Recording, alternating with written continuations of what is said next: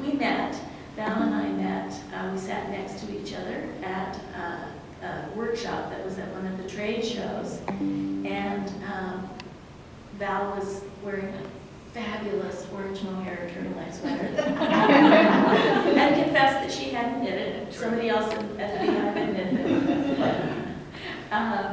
And we started to have a conversation and discovered that we had Victoria in common. And anyway, she has been a champion and an encourager for all these 25 years.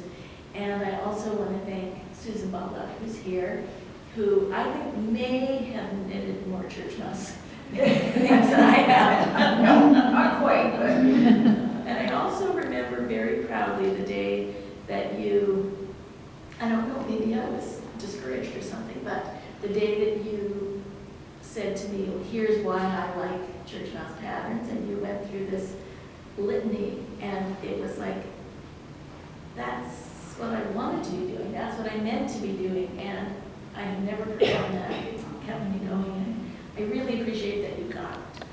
And do you remember I sold you that ball of yarn from our old shop before you even opened? In open? Yes, that's right. Kids came and said, I think I'm opening a shop and I'm going to buy a ball of yarn to make in tea coats because I'm going to sell tea. So it's Churchmouse yarns and teas, right? Yeah. And I told Val about that. That's but right. it was I met after you first. you met Val after. That's right. Yeah. That's right.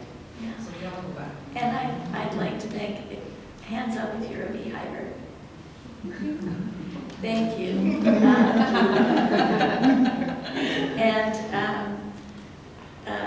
And thank you to Julia for putting this together and for leaning on me a little bit. And I also want to thank Tatiana, who I have learned more from in the last day about video and marketing and all those things. So thank you very much. It's really a delight to be here. This last week we celebrated in the Churchmouse Studio our 25th Churchmouse anniversary.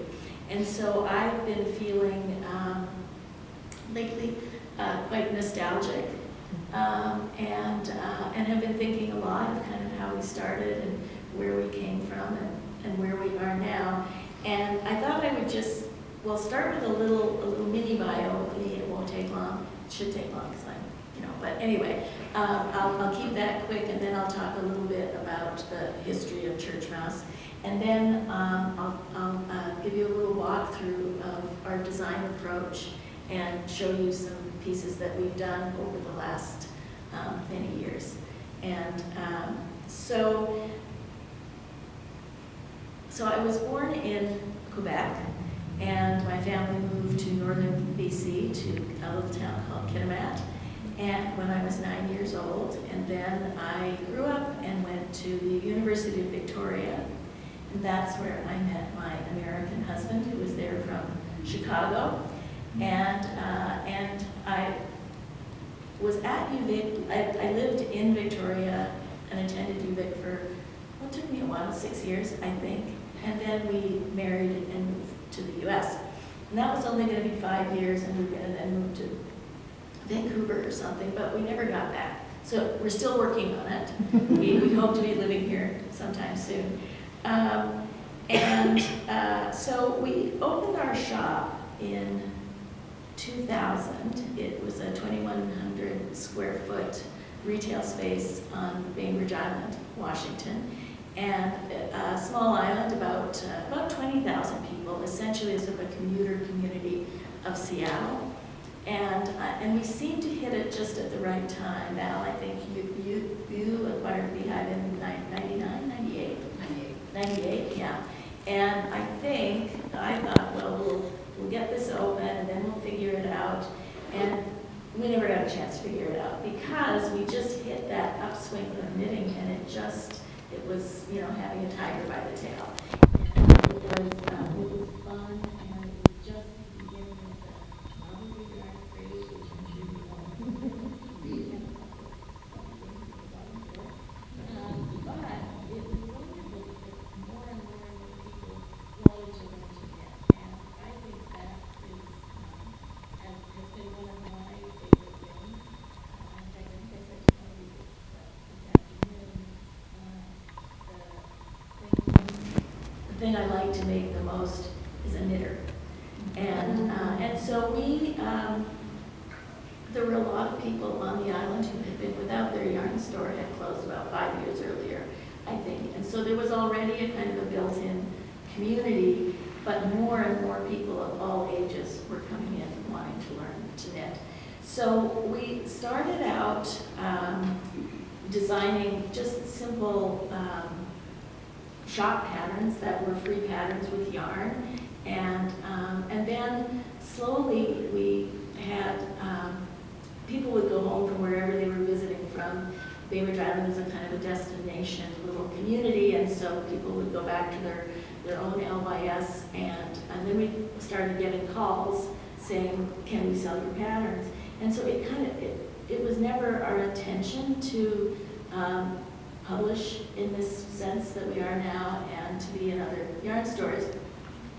And so we started working with just a few yarn stores, and I want to say Val was probably one of the first, if not the first. And it was delightful. It kind of got us started, and we started taking the first collection of publishing, which we did in 2009. And we were fortunate enough to have Jared Flood of Brooklyn Tweed fame do our photography for us for the first 10 years, I think. And so we started publishing and started with the things that had been well beta tested in the shop. So we started with things that had been pre-shop patterns, and we still, in fact, up to this day, have continued to do that. We take things that have kind of proven themselves, bugs are worked out, and then what we like to do is take the simple pattern that we started with and add features. So maybe we'll put 2 different gauges on the pattern. Maybe we'll add two or three kind of technique boxes with teaching content, or we'll show it in a long version and a short version, a sleeve version and no sleeve version. And so what we try to do when we take something that has been a free shop or online pattern is we'll kind of add value to it and then publish it with photography and so on. And so we did that all the way up to, I can't remember how many collections we did, usually 2 a year. I think we had 156 patterns, thank you, Count.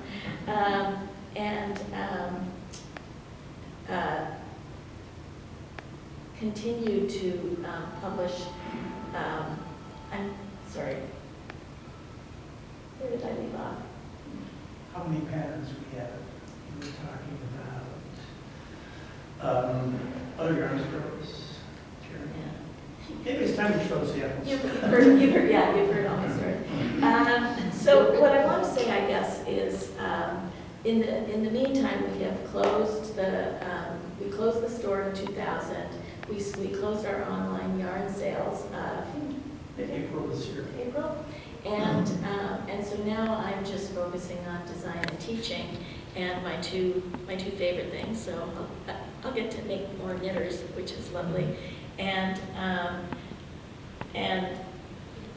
I've been a little stalled out on the design for a little while now, and I'm really excited to get back and get into the studio and really roll my sleeves up.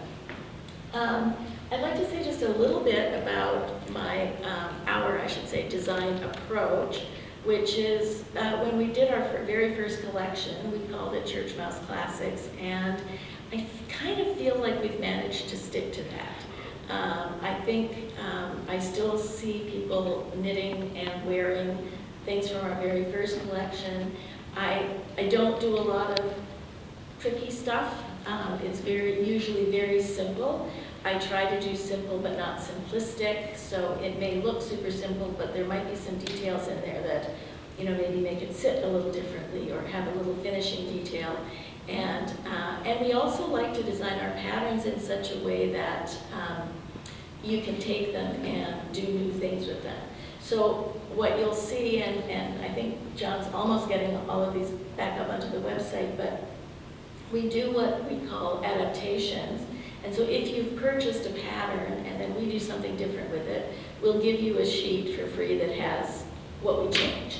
And so we are able to take a pattern that's working really well, and instead of starting all over again, and we get to really make the most of that pattern, and that means that you as a knitter who has the pattern can make the most of that pattern as well. So I'll be showing you some adaptations. And also in our patterns, we like to build in where and when to adjust the shaping for your sleeve length, or where to put the extra rows for a longer length, and that sort of thing. We tend to do our designs in pieces rather than in the round. I just have, maybe this is a pun, I don't know, a bias about that. I like what seams do to a garment. I like the way it hangs, and also I like the way the seams stabilize the length and keep it kind of from drooping. So I think what I'll start now is I'll just start from that end. I'm going to kind of go in the nostalgia trip and show you kind of where things started and kind of where they've gone. And I'm going to start with the easy folded poncho, which kind of developed out of a friend came into the store wearing an Eileen Fisher piece, and of course it was tiny, tiny, tiny yarn. But what I particularly liked about it was the scale of it. It wasn't overwhelming, it wasn't, it just had a nice ratio. And what you'll notice is that it isn't a square. It is 50 inches long. It's one rectangle that gets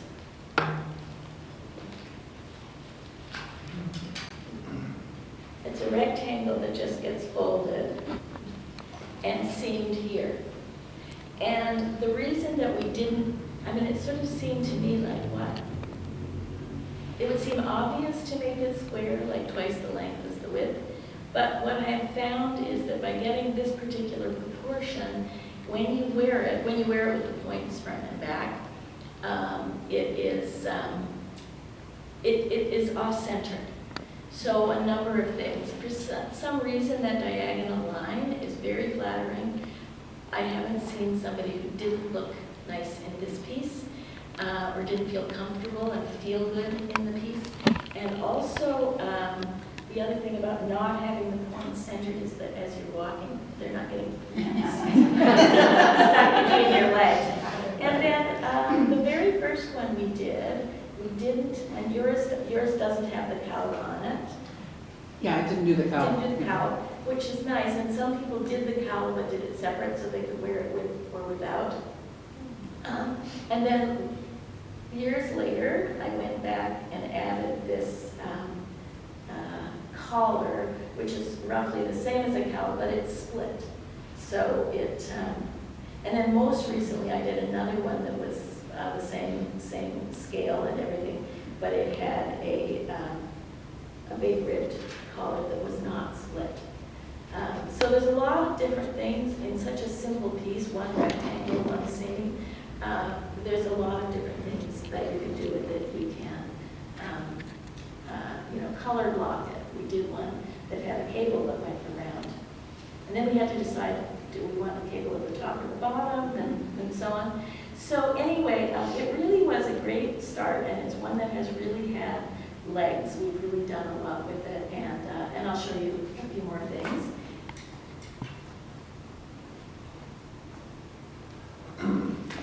Just do this. What yarn is that?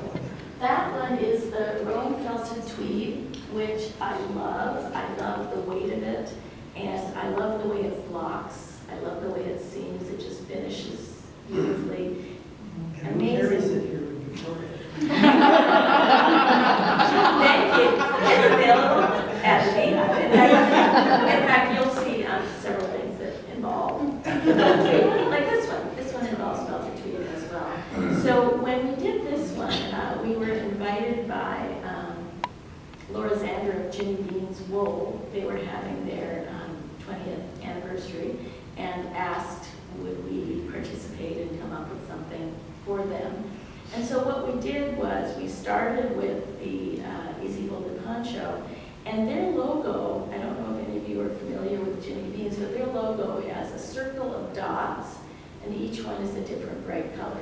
So it's like a color wheel, but it isn't primary. It's always really super fun bright colors, and there were 10 of them. And so I very easily matched up all 10 colors to a color of felted tweed, and did this one that you can, I don't know if you can see a little bit here, but lots of bright colors, and it took 10 skeins because there were 10 dots on their logo. And then, of course, you can kind of see from the rack that I love bright and exciting colors. It's worth noting the pink up there is a Beehive sample. It's a Beehive That's exactly right. Well, what I especially love using kind of more, what would you say, more neutral colors, yeah, for garments, because there's a big investment. Knitting isn't a cheap sport, and your time is precious.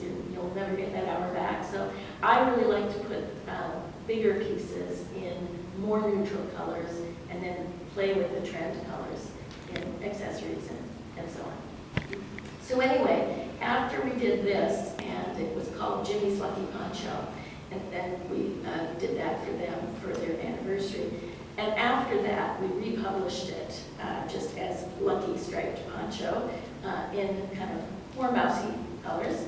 And then also put together a whole bunch of other colorways. And it's super fun to put colorways together on this. What was really fun on this design, and I was kind of inspired by the fact that Jimmy Beans is in Reno. Okay, I'm a little bit fussy, and it's very hard for me to do. Thank you very much. Yeah. Well, I was going to use a worse word, but anyway, I can't do random, and I just have a very hard time. I'm one of those people who, like, if there's a bunch of stuff on a table, I'll get it sorted, you know. And then I realized one day when you don't actually do random, you allow random, and that has kind of helped me a little bit. But what I did in this case, because of the Reno connection, I used dice. And so within the pattern, it gives an explanation as to, you roll the dice once for, you number your colors, 1 to whatever, and you roll the dice once for which color you're going to use next, and then you roll the dice again for how many rows of it you will do. And it's super fun because you just don't know what you're going to come up with. I think there might have been one time I overrode it because it was like getting to be like really too many rows of one thing. So I did override it once, I cheated once, but otherwise it's very, it's fun to do. And so the one that we did in our colors, we knew we only really needed 6 balls of yarn. So we did a 6-color version because you didn't need to have 10 and have, although, you know, felted tweed's not a bad thing to have leftovers of. But, and then on my inspiration board, I had a picture. I was kind of getting into a stripes moment, and I had a picture of a kiln rug that was all these striped sections that were then seamed together, and I loved the way the seams kind of, the stripes kind of butted up in odd ways. And so I also like wearing it this way, because then you get this very kind of interesting random seam with the colors. So that's kind of how the Easy Folded Poncho evolved into the Lucky Poncho. And then one of the next things we did was I started thinking, okay, but what if you wanted to do something with stripes or color work or something, and you didn't want a seam? How could you do it without a seam? And so as I was going along, I developed this little piece that is called 2-point cowl. And really what it is it's just a little mini Easy Folded Poncho, but it doesn't have a seam. And I'll kind of describe to you how it works. And challenging thing about this one is that it is so easy to do, and it's just hard to explain.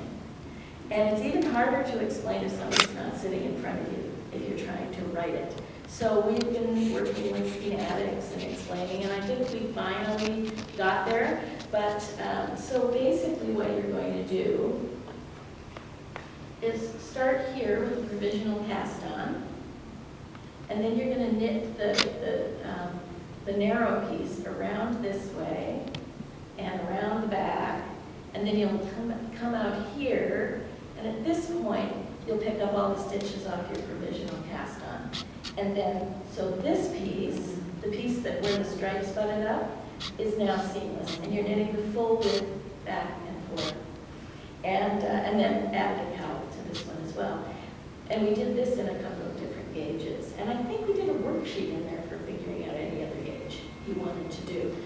But I was so pleased with that way to get seamless without, I don't know, these things tickle me. But anyway, so then last winter we did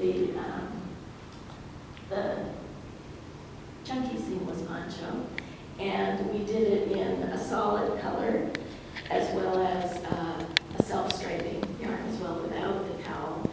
The one in the Beehive is done that beautiful red. What color? What We yarn did is it in, I believe we've held it double. That will be brushed, that will be and Yeah. Oh, so two yarns held together. Yeah. Nice, nice. So again, it's that same construction, but a much bigger piece, obviously.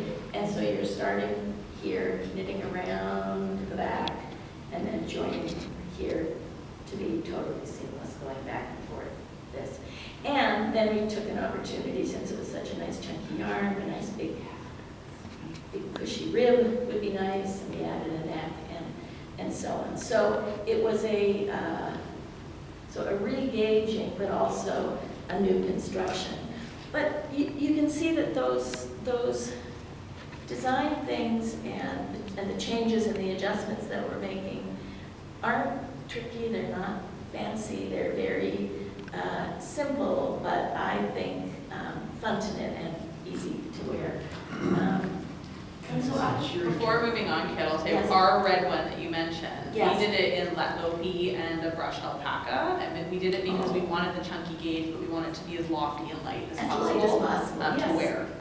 This one is, I believe, all alpaca, Yeah. and it is, it's a hefty piece. So I think that having that lovely lopi in there, which is a lot of air. Very warm. Yeah. As a result, probably a little warmer than that one. Yeah.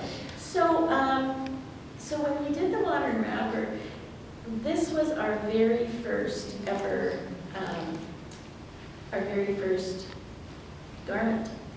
And it's a Susan has hers on. I'll get you to stand up in a minute. It was our very first garment, and it's one size. And what I was looking for was something just like, almost like a house coat you could go out of the house in. I wanted something that could be dressed up, you could put it on over your pajamas, you could wear it for a business meeting, you could, it just had a lot of different options. And it has, it's a really wide piece. I can't remember exactly how wide it is. But so you really wanted to do it in something that had a soft drape. And so we did it in a combination of a fingering weight yarn and a lace weight mohair. Fingering weight yarn in this particular one, the very first one, was a blend of wool and alpaca. So again, more of that drape. But it's done on a big needle. It's done on a 10, and it goes, even though it's a lot of knitting, it's a big piece, it goes pretty quickly. And the design on this one, your arm, the sleeve, your elbow is in the body of the piece, your elbow is not in the sleeve. And so that made it kind of an easier thing to fit, and it has no no shoulder per se. And that's one that, you did a couple of them, didn't you? Yeah, will you stand up? Well, mine I adapted. Did you? Mostly because of the arm. Yeah. So I did it shorter, Nice. and I think I did the sleeve longer. Longer. So my elbow was right at the seam. So yours is a little bit more like the thing that came after this. Kind of, I mean, Yeah. it's still pretty close to gauge, but I Yeah. knew because of the Yeah. arm, it was gonna be smaller, so Yeah. mine isn't quite as long. Well, I know, and we did one that was even longer, which Yeah. I liked because it had a verticality about it. That Yeah. was a little The yarn will dictate Yeah, that too, absolutely. right? So- And I'm absolutely what's the word, paraben about swatching and gauge. And I really feel that you're gonna be putting a lot of time into this, just, suck it up and do that swatch. Because I think you're gonna prevent a lot of problems. But you're really doing two things. You're doing it to get gauge, so you know what the size is going to be. But you're also doing it to kind of preview the fabric. Do I like this fabric? And one of the things that we saw was there were people who didn't want mohair. And what I discovered was that in order to be on a big enough needle to do this, if you didn't have any mohair in it to kind of hold those stitches open a little bit and provide the drape without adding bulk and density, it wasn't working. So I'll show you our remedy for that. But one of the things we discovered about this in terms of, here's another one that we did that's just a pale color, and it just looks very different, I think, depending on what kind of a tone you use. And then this one, we said, well, maybe it's just a vest. So we took the sleeves, left the sleeves off, and then it's just a kind of an oversized vest. And then we also sewed up the front, and so it becomes a bit more of a pullover, and you don't have to fuss with it and whatever. And I have a couple of these myself with the seam. And what I did was, when I finished the seam, and it's just that little seam that you do with, your smile and your frown on garter. And what I did was I left about a 1/2 inch tail, kind of down on the inside and up from the bottom. So that at one point on one of mine, I changed my mind, and I was able to just grab that seam yarn and just pull it out and be back to open. And it was, an easy transformation. And then one other person on our team did this without the sleeves, so left it open without the sleeves, and didn't seam the side seams. And that was super cool too, because she could just kind of fling it over and use it more like a ruana, but it had the sloping shoulder. And I think that's one of the things that I like a lot in this piece, is that the shoulder slopes quite a bit. And so when your arms go down, if it was a T, when the arms went down, all the extra bulk would be here. And so that kind of took out some of that extra bulk for the wear. So then the people who wanted to do something without mohair, we thought, well, then it needs to be a lighter gauge. So we did the Modern Wrapper Fine, and the gauge is, this is a lot of wool knitting. It's knit at 22 stitches to 4 inches. And this is two lace weights held together. And so we brought the sides in. So it's still, very oversized, but not as oversized. And because the sides came in, the armhole came up, and now your elbow is in the sleeve. And so it just has a slightly different look. And on this one, we actually showed it seamed on the pattern because by then we had learned. And so it's fine in terms of its gauge, and it's also a little more, the scale is finer as well. And I'm just going to show you a couple of early just accessory pieces. And this is one, again, that just year after year after year, a scarf. And it's essentially 4 skeins of a lace weight mohair. And in this case, we're using there are kind of 2-ish gauges of lace weight mohair. The 230 yards in 25 grams is, what is that, 50% thicker than the one that's more like 300 and something yards. So there is a finer mohair, which you can certainly use, but your gauge will shift a little. But we took 4 colors, and then basically you're just doing A plus B, B plus C, C plus D, and back to D plus A.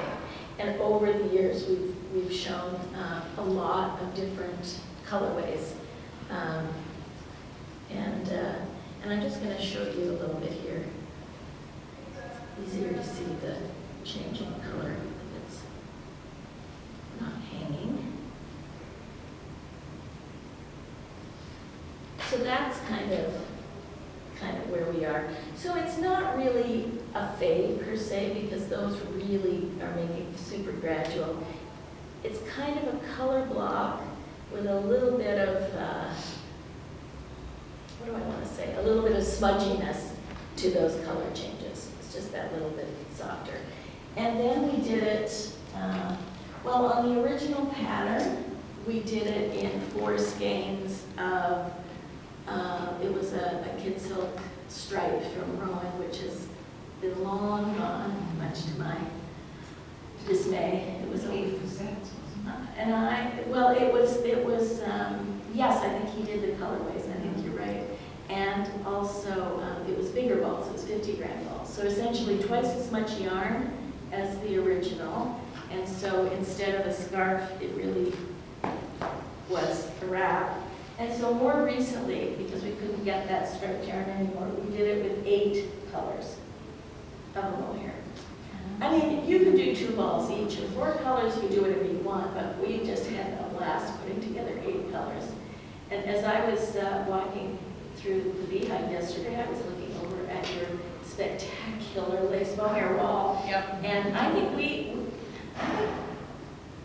back in the day, I think we had 7 or 8 different makes of lace mohair. It's like every time we see a new lace mohair, and we think, we don't need this, we have 10, but look at the color palette.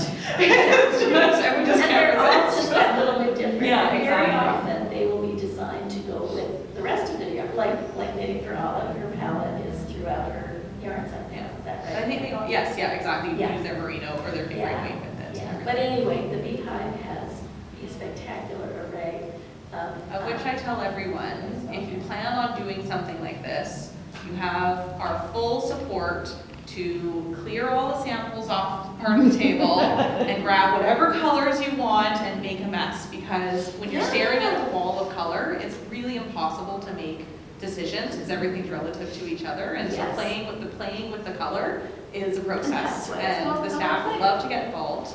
Yeah. It's just a lot of fun. Yeah. So let's see, I don't know if I got this quite right, but anyway. There's something like 8 different mixed shades going on. And again, because there's one color is never used alone, all of the colors have that subtlety and depth to it as well. So, and just because we're there, and we're talking about mohair, I brought this one along from the Beehive. This is the polka dot scarf. And on the pattern, we did it in a mohair, a lace weight mohair, and we also did it in, what did we decide? Somebody. Shaboomy. It was like maybe it was definitely a plant fiber. It was a plant fiber, and so the dots just really stood out. And it's just a fun thing to do because it's just enough business, to keep you interested. But then there are, I don't know how many rows, maybe 6 rows or something in between where you can just get to kind of space out and then. They're not random then. They're not random. Not random. No, can't say that for everyone's own polka dot scarf. Busted. No, that's exactly right. That's exactly right. And so then, again, in the mohair vein, easy relaxed pullover. I think you have a slouchy pullover. We have a slouchy. In the We have an easy relaxed pullover. We don't have it. Don't have it? We started knitting it and then they discontinued the yarn. And they're quite similar. The slouchy is a much bigger needle. Yeah. And this one is just a little less slouchy, still slouchy. And it is a combination of 2 strands of a silk mohair and 1 strand of a lace weight yarn. And so this is the first one that we did that was on the pattern. And then of course, because we had all these mohairs in the shop, we started playing around with different, so this one is 2 strands of mohair and an alpaca lace, and I think we found a really good lace in the It would be the all about by Koval. the alpaca. Yeah. Oh, yeah, that was it.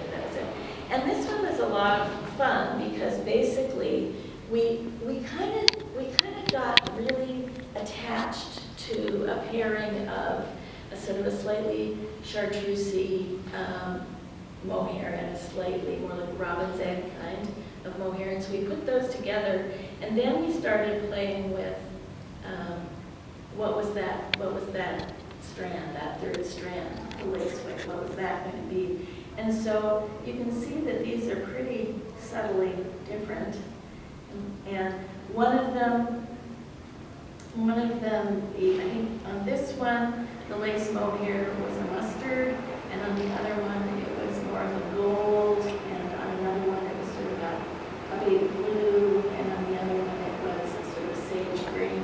So take a look at these afterwards and look at them up close, because the differences are super subtle.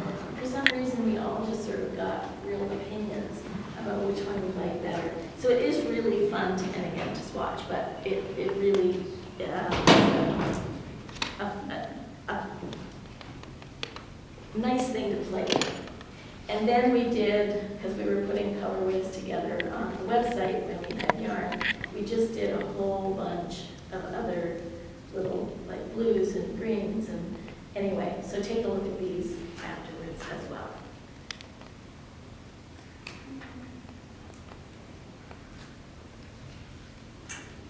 And then we said, you know, not everybody likes to work with multiple strands, or sometimes you just don't feel like it. And so we tried this one, and this is one of those, it's a chunky gauge, but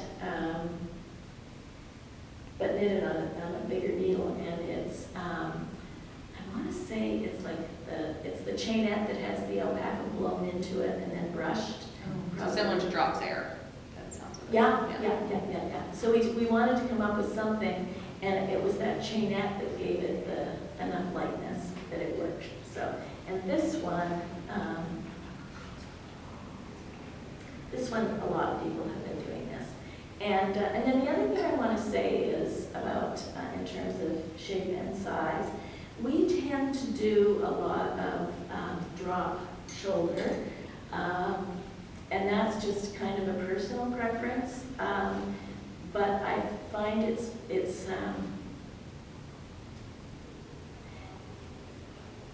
makes it easier to fit. Since it doesn't have to sit right perfectly on the shoulder, it almost kind of doesn't matter where it is. And so I think it makes it easier to pick a size. And I know on this one, small people have done X larges, and larger people have made it smaller so that it's a more trim style. And I would say that you can kind of do that with, if not most, many of our designs. You can knit it into a couple of different sizes, and basically you have a new style, or you can crop it, or that sort of thing.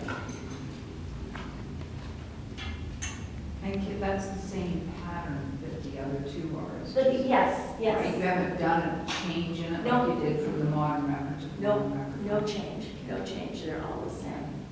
And then back to mohair. This is fun. This quintessential cardigan, I think this is the first, maybe the only, certainly the first fitted shoulder sit-in sleeve that we did.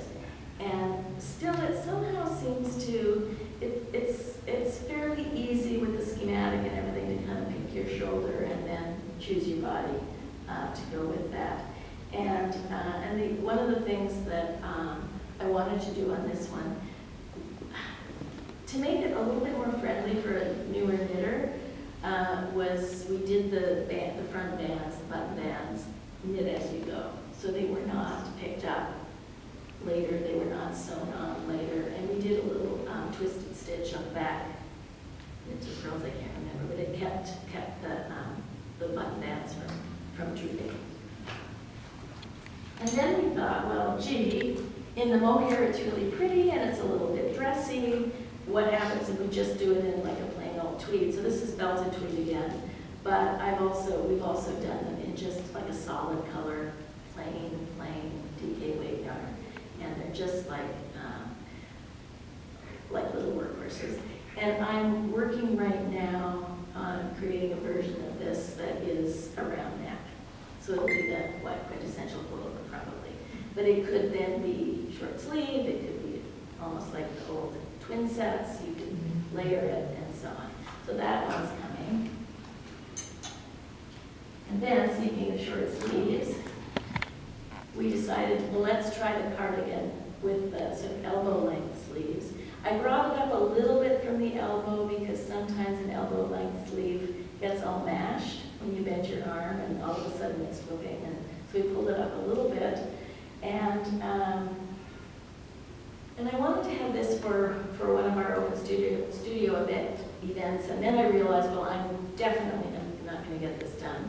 And so I cut off the sleeves of an earlier long sleeve sample. And I got off sleeve either. And I picked up around and knit the cuffs down. So if you're considering this the adaptation for how to cut off sleeves for when you've already done is a free adaptation that you can get. If it isn't on the site, you can certainly contact us. And then I also wrote it for how to start here, which why waste a pair of sleeves.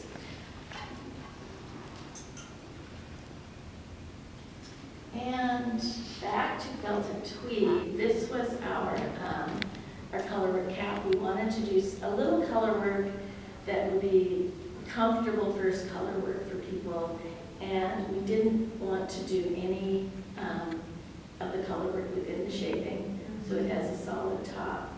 And then we put two different versions of that colorway on the pattern, and we put colored charts in as well, and we also put a sort of just a black and white shaded chart that you can use to come up with your own colors on the pattern. And our knitter, our sample knitter, couldn't stop. So she discovered that you can in fact get 4 hats out of 4 balls in 4 different ways. And so that's what this group is. This is the 4. And this was, I think, last fall's new colors of the felted tweed. And maybe 2 Christmases ago, I was up here and went into the Beehive. They had this lovely colorway. So we absconded with the colorway and did these. We named it the Beehive on our website. But anyway, you have 4 of these, right? We do, because when you guys closed the shop, you had it displayed in the shop, and then after COVID, when you shut, you said, well, here's the 3 other hats for you to display with your sample. And so, so I believe 3 of the hats that we have, well, 1 we knit, and the other 3 are probably the other ones. I'm missing of those. Okay. That's actually your samples that we Great. have. Yeah. Great.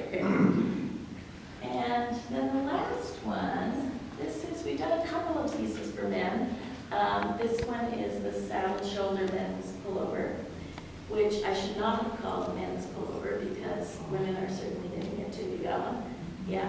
And we did show it on a woman in the pattern, but anyway, and this has been a favorite because it's just classic. You know, there's nothing, it sits nice on the shoulders, and you don't have to worry about where the shoulder's going to fit because of the saddle.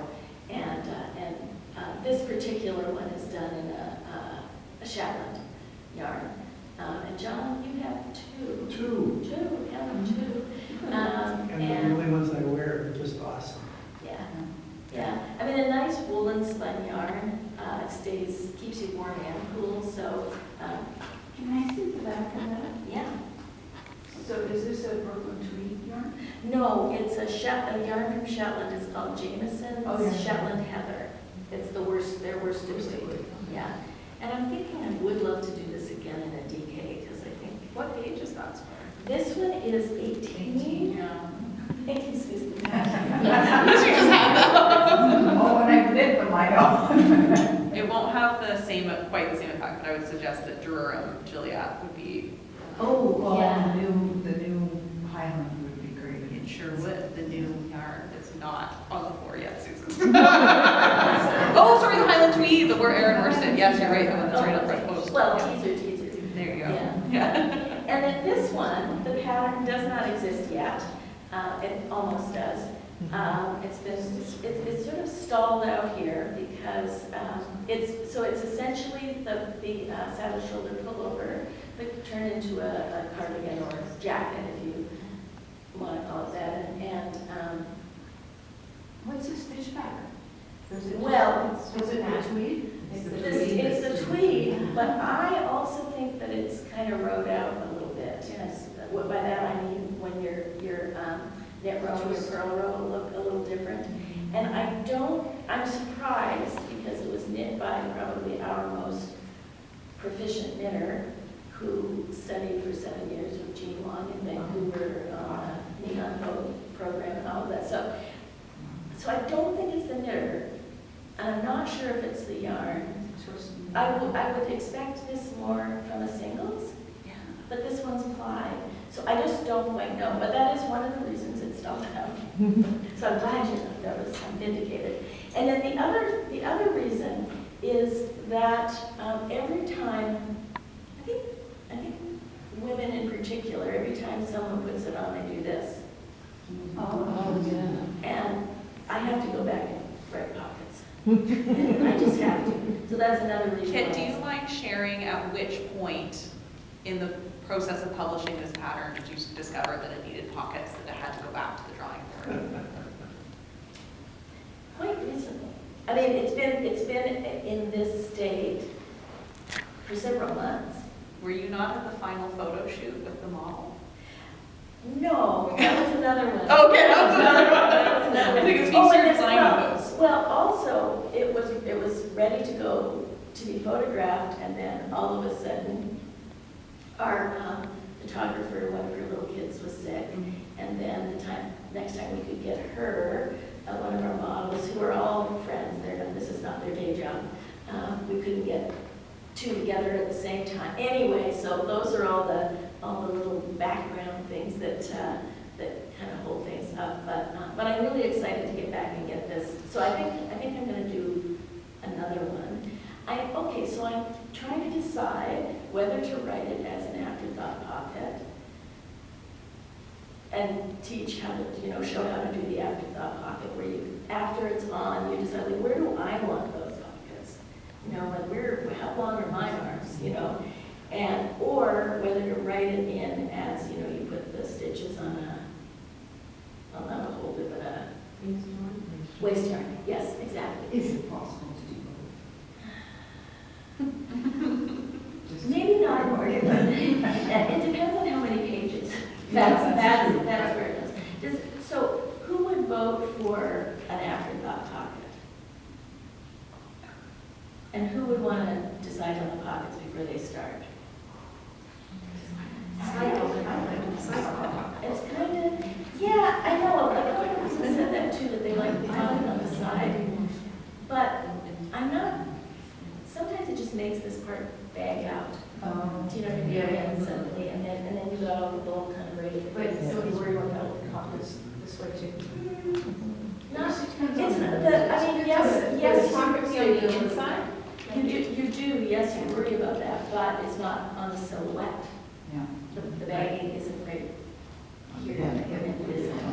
And I'm sorry, what was your? Well, with the pocket opening, obviously, there's a pocket opening, and then would the pocket be on the inside of the sweater? Yeah. Yeah, I'd like to do that more so than a patch pocket. Yeah, yeah. It's a little bit big. And the patch pocket stretches out. I've also seen where you've got a knit cup on the cup of the pocket. Yes. And then people actually sew a fabric Oh, pocket inside to make it Or a less heavy contrast and color. less contrast color. Yeah, but just less bulky. I like to do my color, exactly. True, true. Well, except if you're doing the waist yarn where you then slide back and keep it in, there's a row. You'd see it. You can't graft those two rows together because you'd be adding an extra row back. Yeah. I don't know. Anyway, all these little things. Put stitches on your zip out, like 20 stitches. What pocket is on your cargo? Is that sewn in or after? Gosh, I can't remember. And then immediately, well, very shortly after the Carco was published, the yarn went away. Of course, that's a law of nature. If you publish a pattern, the yarn will go away. Our samples Or are a law. lot, when you buy the pattern, the yarn doesn't exist. No, exactly. So on our patterns, I want to say always put, blah, blah yarn or an equivalent, And it's interesting because quite often we'll use a yarn not at its ball band gauge. So like on our Better Than Basic pullover, we used a yarn that it's on the ball band said 20, and we did it at 18 because we just wanted it slouchier and bigger and whatnot. So it's hard to know, when you're putting something like that on the website, do you put it under worsted or do you put it under, you know what I mean? So you have to, as a knitter, really be paying attention to all of the factors. So, so I think, thinking ahead to what's next, there's been a couple of things I mentioned here that are in the works. And so John and I just moved house a couple of weeks ago, and we have moved in upstairs over our studio, which is now in Kingston. We're not on Bainbridge Island anymore. And it's just a wonderful location, and if any of you are on your way into that vicinity, give us a call. We can set up an appointment. We're not open on a daily basis, and we're not selling yarn, but we would love to make you a cup of tea and a call, and we'll set up a time if you'd like. And you can try on all the samples. And we still have some yarns. We used to have a ball of every yarn of every color that was on the website. And now we put on sale many that I know I won't design with again, but there are still lots there that are sort of part of my crayon box, I guess, that I can swatch things and put colorways together and that sort of thing. So you're always welcome to sort of, nose around in those. And then the other thing that I will be focusing on will be more teaching. So we're going to get classes started in October. We'll probably do a couple of sort of drop-in support, project support things. We'll do charity knitting time slot. And we'll probably do that on the same day as the open studio, which, by the way, is at the same, we've synced up with our landlord who does a marvelous vintage market. So if you're around the first Friday, Saturday of the month, come see us, but also the vintage market's really good. And so I will be doing hopefully more garments and some adaptations of earlier garments, and I'm hoping to have something new to release every month. Hoping, yeah. Ambitious. Yeah. Well, they won't all be, garments in 12 sizes, but, and again, well, one of the funny things that John noticed the other day, since now we don't have inventory and we don't have payroll. So John said the other day, "Oh, it's so nice to not have employees." And then he said, "Who's going to do this?" So now we look at each other and go, "You are." So hopefully I'll pick up the pace a little bit. So you can see our patterns on our website. John's still rebuilding some pages that used to have yarns on them, so all the technology has to get kind of finessed, and on Ravelry, and you can get them at the Beehive, you can get print, you can buy PDF in the Beehive. And can you buy PDFs on your website? Sure can. Yes, we just did that, right, recently? Right. Yeah, so lots of places. And does anybody have questions, anything they want to know or say? Yes? Can I see this hat? This one? Um, Or these? No, this one has, but it almost looks like it's sewn. Well, it's the top shaping of it is from a pattern of ours called the minimalist hat. And the minimalist hat had no edging, no ribbing, no nothing, all stockinette, and the least obtrusive, what do you want to say, top shaping, I guess, that I could come up with. Yeah, that's what I'm used to. Yeah, so there's no, you know how sometimes it ends up with a sort of a pinwheel, and there's like, you can see the decreases are slanting in a certain way. So this one, and so I kind of borrowed that top for this one. Thank you. I have to say, I do tend to favor certain techniques and use them. You'll probably notice that I like provisional cast on. And I quite often will use Kitchener join, but I always write in, or you can do your needle line. Not everybody's up for, 80 Kitcheners in one year, but when you're done, you will really know your Kitchener. Any questions? Any other questions? Yeah. I have one of your patterns that I've never made because I'm afraid. Oh. I don't remember what it's called, but it's a skirt. And it's got not cables, but kind of cables, like kind of some zigzag line. I guess they're kind of like cables. Anyways, it's a skirt. Maybe I'm remembering it wrong, but Oh, not the ribbed skirt? it might be. Well, the Buttons ribbed, there. the ribbed pencil skirt. Yeah. I'm working on one of those again right now, and because I need them for. And but it doesn't do this. It's just vertical ribs. But we did have we had a free skirt pattern some years ago. No, it's like I bought it. It's on one of those cards. One of those. like that. Oh, okay. And so I'm just wondering if you have any comments about knitting a skirt in terms of keeping shape, not you're having a bum stretch. Butt sprung. Yeah. Or rump sprung, as somebody Rump called sprung, it. yeah. Yeah. Comments on her So- suggestions. On a pencil skirt, you're using a DKN ribbing on a 4, so it's pretty springy. But what I do with that one is I'll often wear it back. The back and the front are the same, so I'll often wear it, alternate which is in the front, and then of course blocking it will deal with that as well. We had one called a simple straight skirt, and that was stockinette. And it was in 2 different worsted weights, and I think we knit a 4 to the inch at 5 and a 4.5 at, I can't remember, but we designed it knit down a couple of needle sizes from normal, and which of course keeps the shape sitting wise. But that one also, I think you can turn it. So I would say that, and it doesn't go plumb out. yeah. I've made one of that simple That, stitch. And the other thing is, Right on the smaller needle. Smaller needle and And use what's the yarn that they recommended, suggested. and choose the yarn that has good 100% resilience. So if you take a yarn and you hold it kind of like, at least a foot apart, go like this, if it goes wah, that would be a good yarn. If it has a good amount of bounce back stretch in the yarn itself. So that's going to be a wool that has good crimp.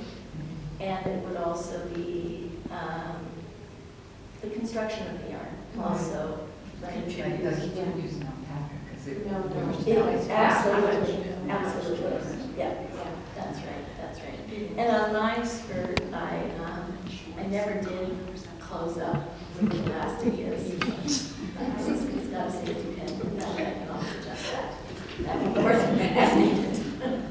So you didn't use like short rows or anything to accommodate? the button? No, I didn't, but one could. I'm not an expert short rower. I use it sometimes, but I don't think I'm